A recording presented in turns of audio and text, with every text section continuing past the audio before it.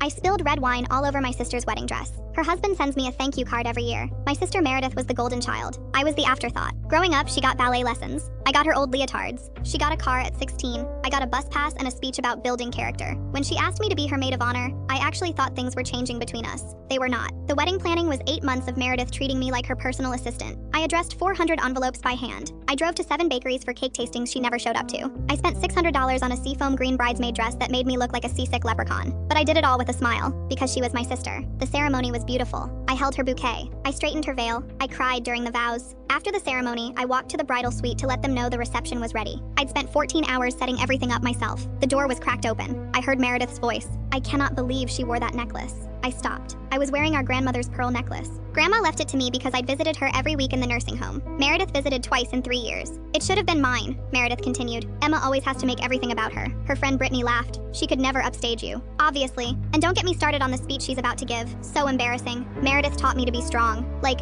we get it, Emma. You peaked in high school. They laughed. Honestly, I don't know why I made her maid of honor. She couldn't organize a sock drawer. I had to redo half the seating chart myself. I looked behind me. At the reception hall I had organized every single detail. At least after tonight I can stop pretending we're close, Meredith said. I only invited her because Mom would have thrown a fit. 26 years. 26 years of trying to earn her love. She never saw me as anything. I pushed the door open, smiled. They're ready for you. Meredith floated past me like I was furniture. The grand entrance was perfect. 300 guests applauded. She waved like a pageant queen. Then the DJ called my name. And now, a toast from the maid of honor. I grabbed a glass of Cabernet from a nearby table, the expensive kind Meredith insisted on. I walked toward the head table, toward my sister in her $12,000 dress. The heels Meredith picked were 4 inches tall. I told her they were too high. She'd said to practice walking. I practiced, right into a trip. The wine hit Meredith square in the face, then splashed down her pristine white gown. She screamed, "Emma, what the hell? Oh my God, I'm so sorry, these heels. You did that on purpose. It was an accident. This dress cost $12,000. I know. I dabbed uselessly at her bodice. You told me, several times.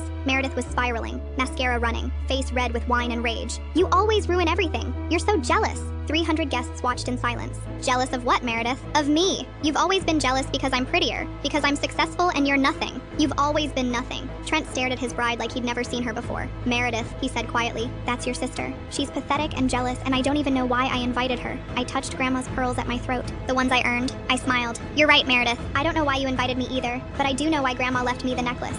I turned to the crowd. Enjoy the reception, everyone. I organized the whole thing. She couldn't even organize a sock drawer. I walked out to dead silence. That was the last time I ever tried to have a relationship with my sister. The marriage lasted 8 months. And every year on what would have been their anniversary, I get a card in the mail. From Trent. It just says, thank you. Your wine.